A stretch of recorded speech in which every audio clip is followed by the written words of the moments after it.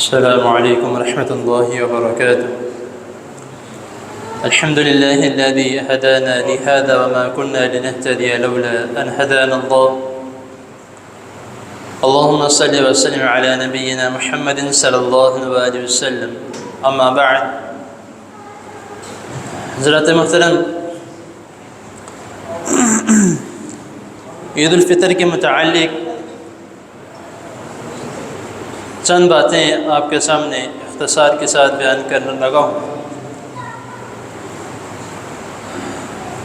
کل میں نے آپ کے سامنے ذکر کیا تھا کہ جب عید کی نماز پڑھنے کے لیے آنا ہے تو آتے وقت راستہ کوئی اور ہونا چاہیے اور جاتے وقت راستہ کوئی اور ہونا چاہیے۔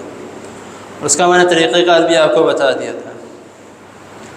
تو اب مسجد کے اندر آ کر یا گھر سے ہی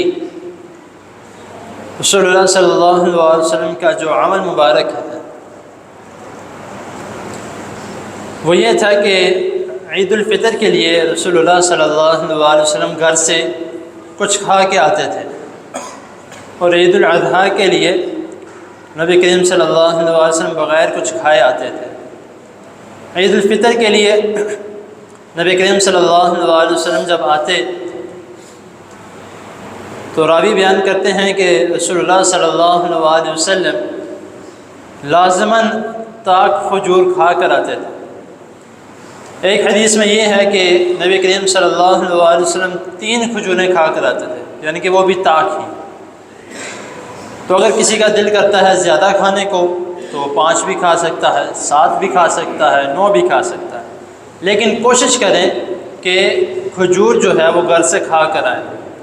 اگر کسی کے پاس کھجور موجود نہیں ہے تو کوئی بھی چیز کھا لے یا پانی پی لے یا کچھ اور، آنا ہے تو کچھ کھا پی کے ہی آنا۔ یہ عید الفطر کی ایک سنت ہے، اس کو ہمیں کوشش کرنی چاہیے، اس پر لازمی جو ہے اس کا عمل کریں۔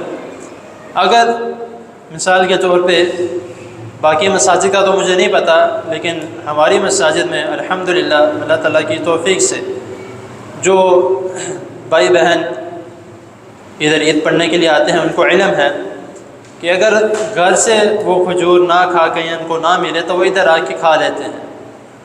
تو خیر یہ ایک جو سنت ہے اس کو ہمیں کوشش کرنی چاہیے کہ اس کے اوپر لازمی عمل کریں۔ آگے میں نے عید کا جو طریقہ کار کے متعلق میں نے آپ کو بتایا تھا، اور خاص طور پر جو ہے جب عید کا چاند نظر آ جائے، یعنی کہ شوال کا چاند جو ہے وہ نظر آ جائے تو تکبیرات جو ہیں وہ شروع کر دیں۔ تکبیرات کون سی ہیں ہم سب کو علم ہے، اللہ اکبر لا الہ الا اللہ اللہ اکبر وللہ الحمد۔ یہ جو تکبیرات ہیں اس کو جب چاند نظر آ جائے تو اس کو شروع کر دیں۔ اب بعض لوگ جو ہیں وہ کہتے ہیں کہ عید الفطر بھی جس طرح عید الاضحیٰ 3 سے 4 دن جو ہے وہ اس کی تکبیرات چلتی رہتی ہیں، یعنی کہ 13 ذی الحج کی عصر تک جو ہے وہ اس کی تکبیرات چلتی رہتی ہیں عید الاضحیٰ کی۔ تو کہتے ہیں کہ عید الفطر کی بھی اسی طرح ہی ہے کہ 3 سے 4 دن جو ہیں وہ تکبیرات پڑھ سکتے ہیں۔ نہیں، عید الفطر کی جو ہے یعنی کہ جو شوال کا چاند نظر آنے کے بعد عید الفطر کی صرف اور صرف 1 دن کے لیے، شوال کے 1 سے لے کر شوال کی 2 شروع ہونے تک بس اس کا وقت ہے کہ آپ نے شوال کی 1 جب شروع ہوئی ہے آپ نے تکبیرات شروع کر دینی ہیں، اور جب شوال کی 2 شروع ہونی ہے آپ نے تکبیرات ختم کر دینی ہیں۔ تو جب آپ مسجد کے لیے آئیں سب سے پہلے تو کیا کرنا ہے، کھجور کھا کے آنا ہے۔ اس سے پہلے ایک اور عمل کرنا ہے کہ آنے سے پہلے جو ہے وہ غسل کر کے اچھے طریقے سے صاف ستھرے کپڑے پہن کے، اگر نیا لباس ہے تو نیا لباس پہن کے آئیں، نہیں تو اچھے طرح صاف ستھرا جو کپڑا ہے وہ پہن کر خوشبو لگا کے مسواک کر کے کوشش کرے کہ مسجد میں آئیں، تاکہ آپ کے ساتھ جو دوست احباب، اور کوشش کریں کہ اکیلے نہ آئیں، اپنے ساتھ لازمی کسی نہ کسی کو ساتھ لے کر آئیں۔ تو جب مسجد میں آنا ہے کھجوریں بھی کھا لی، نیا لباس بھی پہن لیا، تکبیرات پڑھتے ہوئے آنا ہے۔ اب آ کے عید کا موقع آ گیا، عید کی نماز کس طرح پڑھنی ہے۔ نماز ہم ہر سال پڑھتے ہیں، عید الفطر کی بھی عید الاضحیٰ کی بھی، تو لیکن اکثر جو ہے اس میں کمی کوتاہی ہو جاتی ہے۔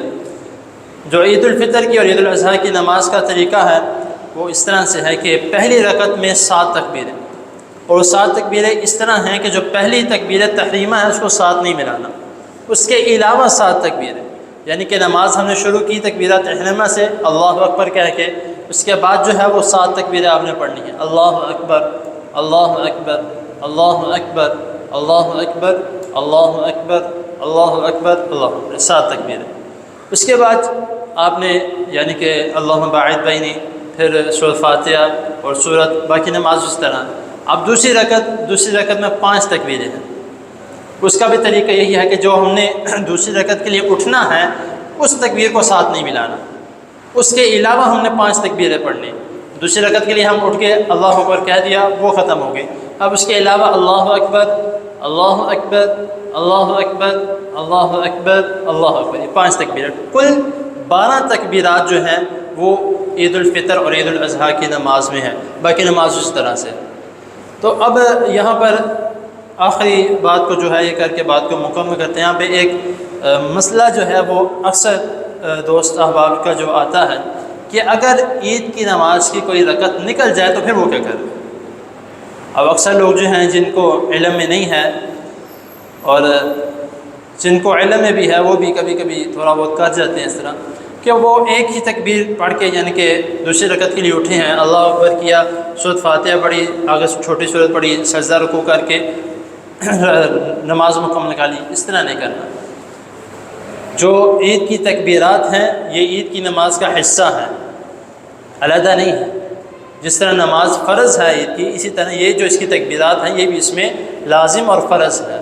تو اگر آپ کی ایک رکعت نکل چکی ہے، مثال کے طور پہ آپ دوسری رکعت میں آئے ہیں یا دوسری رکعت کی آپ تشہد میں آئے ہیں یا رکوع میں آئے ہیں، تو پھر آپ پوری نماز پڑھیں گے 7 تکبیر، پہلی رکعت میں 5 تکبیر، دوسری رکعت میں۔ اگر آپ کی ایک رکعت ملی ہے یعنی کہ آپ کو ایک رکعت ملی ہے 5 تکبیروں والی، تو آپ نے دوسری رکعت جو شروع کرنی ہے اس میں آپ نے 7 تکبیریں پوری کرنی۔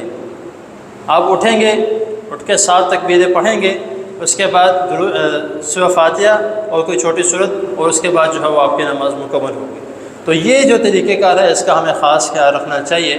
اس میں اکثر جو ہے ہم غلطی کر جاتے ہیں، تو کوشش کریں کہ اگر کسی بات کا علم نہیں ہے تو کوشش کیا کرے کہ کسی نہ کسی سے لازمی پوچھ لیں، تاکہ ہمارے جو معاملات ہیں، جو مسائل ہیں، جو نماز کے طریقہ کار ہیں، وہ ہمیں اچھی طرح سے علم ہو۔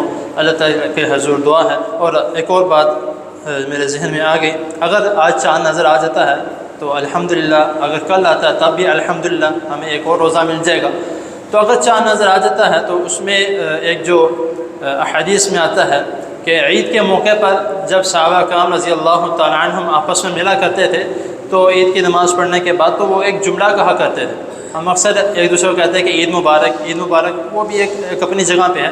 اکثر صحابہ کرام کے جو روایات آتی ہیں وہ یہ آتی ہیں کہ وہ دعائیہ کلمات کہا کرتے تھے ایک دوسرے کو جب عید ملتے تھے۔ وہ دعائیہ کلمات بہت مختصر سے ہیں، آپ ان شاء اللہ تعالیٰ سنیں گے تو آپ کو یاد ہو جائیں گے، آپ نے پڑھے بھی ہیں کئی مرتبہ۔ تو تقبل اللہ منا ومنکم، کہ اللہ تعالیٰ مجھ سے، ہم سے اور آپ سے یہ تمام عبادات جو ہم نے روزے رکھے ہیں، عبادات کی ہیں، قیام اللیل کیا ہے، سارا کچھ اللہ تعالیٰ ہم سے اور آپ سے اس کو قبول و منظور فرمائے۔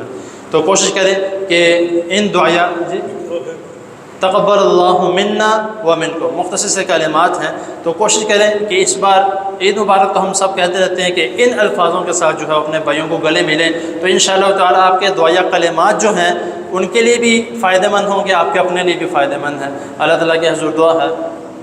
اور جو میں دوبارہ ایک مرتبہ بتا دیتا ہوں کہ راستہ تبدیل کرنے کا، وہ میں پھر بات بتاتا ہوں، کیونکہ میں نے شروع میں کل بھی بتایا تھا کہ راستہ تبدیل کرنے کا اگر ایک ہی گلی ہے تو اس کا میں نے بتایا تھا کہ ایک طرف سے آ جائے اور دوسری طرف سے واپس چلے جائے۔ اگر ایک گلی نہیں ہے تو پھر بہترین طریقہ ہے ادھر سے آئے اور ادھر سے واپس چلے جائے، تو اس کا بھی ہمیں خاص خیال رکھنا ہے۔ اللہ تعالیٰ کے حضور دعا ہے اللہ تعالیٰ ہم نے جو روزے رکھے ہیں، قیام اللیل کیا ہے، عبادات کی ہیں، اللہ تعالیٰ قبول و منظور فرمائے، اور آگے اللہ تعالیٰ ہماری زندگی میں ہمیں ایسا نمازی بنا دے جس طرح ہم رمضان میں تھے، ایسا نمازی بنا دے معذرت کے ساتھ کہ جس طرح ہم رمضان میں تھے، اور ایسا قرآن پڑھنے والا بنا جس طرح ہم رمضان میں پڑھتے تھے۔